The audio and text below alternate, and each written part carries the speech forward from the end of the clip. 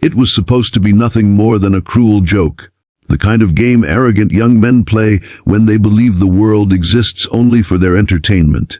In a crowded country club bar, laughter spilled from a corner table where a group of wealthy men sat, their designer suits barely containing the smugness that came with inherited money. Among them was Daniel Crawford, 32 years old, a millionaire many times over, with a smile so practiced it was as much a weapon as it was a charm. That night, in the haze of expensive whiskey and shallow bravado, someone tossed out a challenge that made the table roar. I dare you to marry her. 6 months, keep a straight face. Prove you can stomach it. Bet you can't. She was a woman Daniel had never met, a quiet, plus-sized waitress named Lila, who worked in the back kitchen of the club's less glamorous dining hall. She was the type of person these men rarely noticed, except to mock, poor, fat, invisible in their eyes. But Daniel, caught in the drunken arrogance of the moment, smirked and said, "You're on." And just like that, a wager was set, one that would change everything in ways no one in that room could have imagined. Before we go further, if you believe in kindness, in second chances, and in stories where people are so much more than they appear, please take a moment to like, comment, share, and subscribe to Kindness Corner. Your support helps us bring more real, emotional stories to life. Daniel didn't know much about Lila when he first approached her. She lived in a tiny studio apartment above a laundromat in a rough part of town. Her clothes were simple, her shoes worn, but her eyes carried something rare, an unshaken light, the kind that comes from surviving storms. She didn't believe him at first when he asked her out. Men like him didn't see women like her. But Daniel was charming when he wanted to be, persistent, and eventually she agreed to meet for coffee. In those first few weeks, Daniel wore his role like a costume. He listened just enough, smiled at the right times, and played the attentive suitor. To his friends, he reported every detail with a smirk, the cruel bet still his secret prize. But in the quiet moments when Lila spoke, something unexpected began to happen. She told stories about caring for her younger siblings after her mother died, about working 2 jobs through high school to keep the lights on, about volunteering at the shelter on weekends because she believed no one should feel forgotten. There was no bitterness in her voice, only resilience. Daniel brushed off the strange pull he felt, telling himself it was just fascination, a novelty he'd soon grow bored of. But then came the night it all began to change.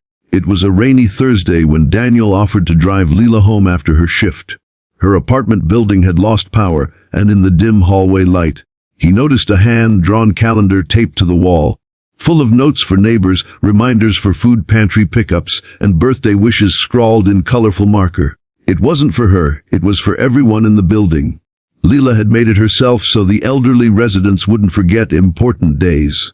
No one had asked her to, no one paid her. She just cared. That night, Daniel couldn't sleep. He kept thinking about the way she had smiled at Mrs. Grant, the nearly blind woman in apartment 3B, the way she had quietly handed her a warm meal before turning to help a young mother carry her groceries upstairs. None of it had been for show. She didn't know he was watching. Over the weeks that followed, cracks began to form in Daniel's armor. He stopped meeting his friends after dates with Lila. He stopped reporting back at all. He started listening, really listening, when she spoke. And he began to notice how different he felt when he was with her. She didn't want his money, his status, or his approval. She saw through the tailored suits and the sleek sports car. She looked at him like he was just Daniel. But the bet still loomed over him like a storm cloud. He hadn't told her, and the guilt was a slow poison. Every laugh they shared, every small kindness she showed him, twisted in his chest because he knew it was all built on a lie. The breaking point came on the day he proposed. He had planned it as the grand finale of the bet. A lavish dinner, a diamond ring, the perfect photo to send to his friends as proof he had won. But when he saw Lila walk into the candlelit room, wearing a simple blue dress and a shy smile, something inside him shattered. This wasn't a game anymore. He loved her, and it terrified him. They married in a small church, surrounded by the few family members and neighbors who adored Lila. Daniel's friends were there too, smirking in the back pew, waiting for the joke to be complete. But Daniel couldn't hear their laughter. All he could hear was Lila's voice as she vowed to stand by him in sickness and in health, for richer or for poorer. She meant every word. The truth came out 2 months later.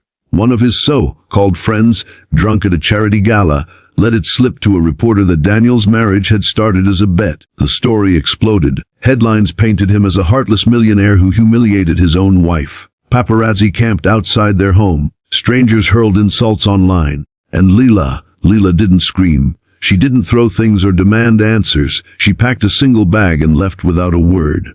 Daniel found her at the community shelter, scrubbing floors like she had before they met. Her eyes, once warm and open to him, were guarded now. He begged her to listen, to understand that the bet had ended long before he asked her to marry him, that he loved her, truly. But Lila only said, "Love built on lies isn't love at all." For weeks, Daniel tried everything. He donated to the shelter, he spent his days volunteering. He even moved out of their penthouse and into her old neighborhood, helping her friends with repairs and errands. But it wasn't until he quietly paid for the surgery that saved Mrs. Grant's eyesight, without telling a soul, that Lila began to believe him again. It wasn't a grand gesture or a public apology that won her back. It was the quiet, consistent kindness that mirrored her own. Slowly, she let him back into her life, and over time into her heart. Years later, when they renewed their vows in that same little church, Daniel looked at her with tears in his eyes and whispered, "The bet was the worst decision of my life, but loving you was the best." And in that moment, everyone in the room knew they had beaten the odds. If this story touched your heart, please like, share, comment, and subscribe to Kindness Corner. Your engagement helps us keep telling powerful, emotional stories that remind the world of the power of compassion and redemption. Before we end, we have one special request. Leave a comment below sharing what you think is the truest sign of real love. We'd love to hear your thoughts.